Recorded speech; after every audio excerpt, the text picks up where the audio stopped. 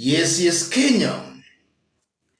Tamu sana yes. In this video, I want us to listen to some remarks by Raila Odinga supporters concerning the ongoing mass action and more so, the Monday's mega mass action. But before we listen to Raila supporters, let me say this. The work of the police is not to kill, but to maintain law and order.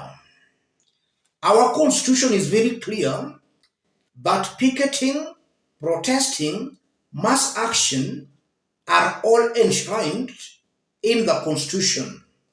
It's not illegal for a Kenyan to demonstrate. So when a police officer kills an innocent, unarmed, demonstrating Kenyan, that is a rogue police officer who should be arrested and arraigned in a court of law. In the past days, we have seen innocent Kenyans being killed. Instead of the rogue police officers being arrested, we are seeing Inspector General of Police Koome himself congratulating the rogue police officers. And I'm saying that because some few days ago, a university student was killed in Maseno. Instead of action being taken against that rogue police officer, Koome came and congratulated that rogue police officer. On Thursday, we saw another rogue police officer smashing windows of some vehicles that were part of Raila Odinga's motorcade. Instead of that rogue police officer being arrested, no action is being taken. Innocent Kenyans are losing their lives in the hands of rogue police officers. The church is quiet, a poor is quiet. Kenyans have no option left.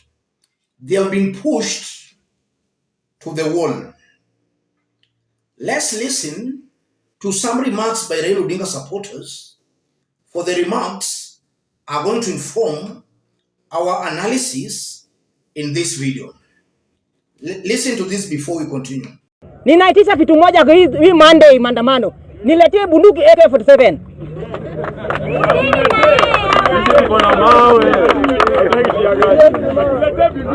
Si kuna vijana hapa wamepigwa risasi hapa chini jana.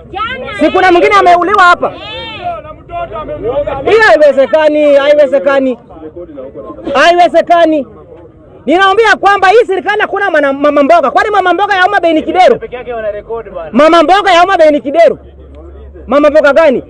Mukora gaida ambaye kuna kesi ya lufu kwa hapa kotini. Huyu ndiye mama mboga. Uwezi tumia risasi kwa wananchi. Mmoja alikuwa na deal na Raila Odinga, lakini wananchi walikuwa wanapata haki yao. Wewe unatunyima haki, unanyima wanasiasa haki. Unafikiri Kenya ni yako? Kama Uhuru Kenyatta bado ako hai, anapumua na Mama Ngina na Raila Odinga, hao watu watatu, Kenya tutagawa katikati. Tutagawa haki ya Mungu. Tutagawa haki ya Mungu. Wakikataa Raila Odinga asikuwe president hii Kenya yetu na kaunti 47, watabaki na kaunti 6 wao. Watabaki na hiyo 6. Hiyo haiwezekani. Atufanyie kazi kama anataka kutawala Kenya, lakini kama anafikiria atatawala vile anataka. Hii sio wakati wa Moi, tumejanjaruka na tumesoma. Na mkikataa tutaganga. Watu wanaandamana hadi Eldoret, lakini wanakataa isionyeshe kwa media. Hiyo ni kweli ya mambo. Watu wanaandamana hadi Nyeri, lakini wanakataa isionekane kwa habari. So nataka kuambia hivyo wananchi, tusimame imara. Nikimaliza tusimame imara. Mimi baba, mambo ya kukimbizana polisi kwa mawe tutakimbizana, lakini tunataka tena tuongeze tena nguvu. Nguvu tuletee AK47. Uhuru Kenyatta anaweza leta. Uhuru tuletee bunduki. Tuletee bunduki. ndio tuone ni nani atagusa shamba yako na shamba ya Raila Odinga. Niletee bunduki hapa. Asante sana.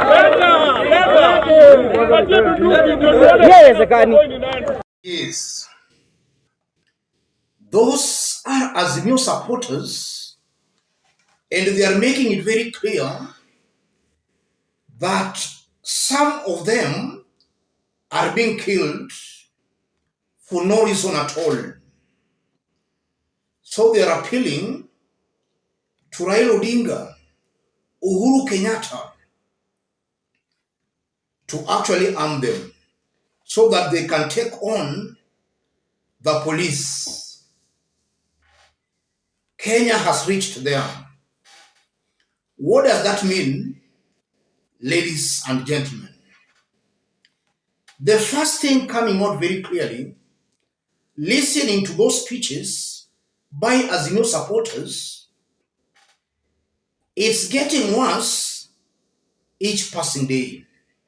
It's moving from bad to worse, and soon it will be worse. William Ruto's government should not assume that because they have the instruments of power, they can just trample on innocent Kenyans.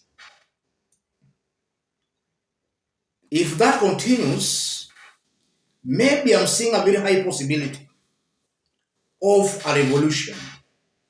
And I'm saying that because in other parts of the world,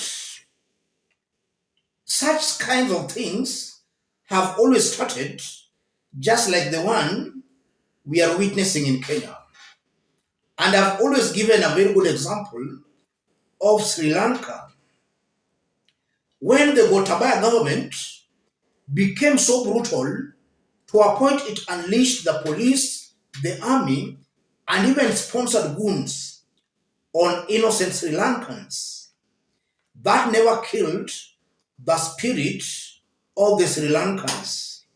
Eventually, they did succeed in kicking out Gotabaya from power.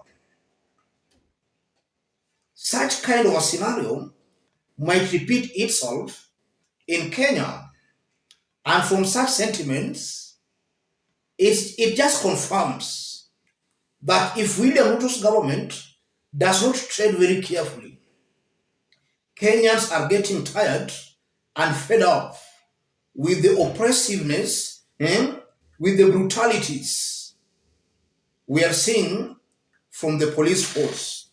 So William Ruto has to rise to the occasion to bring the country together. You cannot use force to silence a hungry population.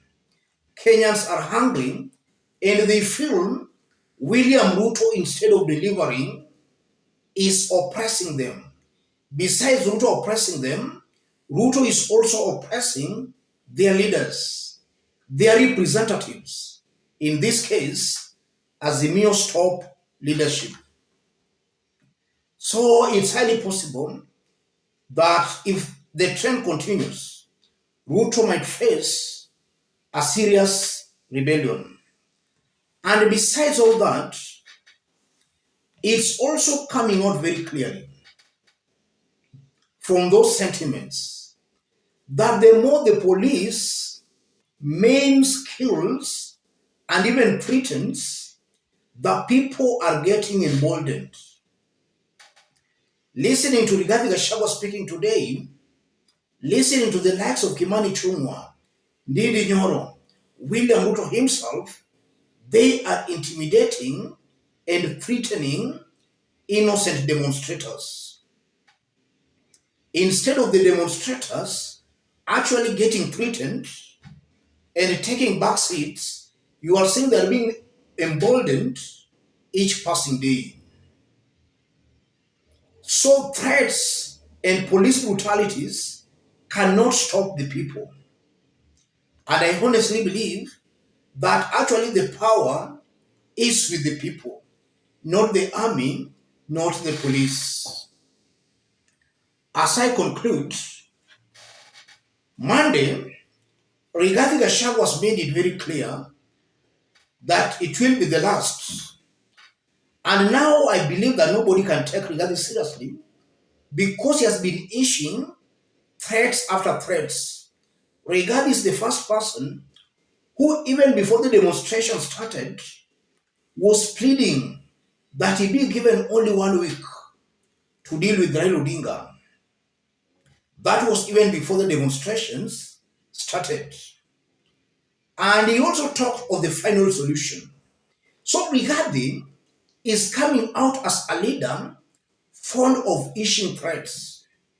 And in our previous videos, we did analyze those threats by Rigathi Gachagua in details because the threats are also coming with some ethnic stereotyping, which should not be encouraged, especially coming from a deputy president.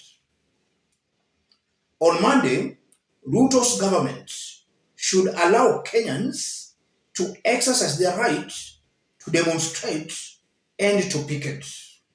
Police interfering with that right can only lead to more lives being lost.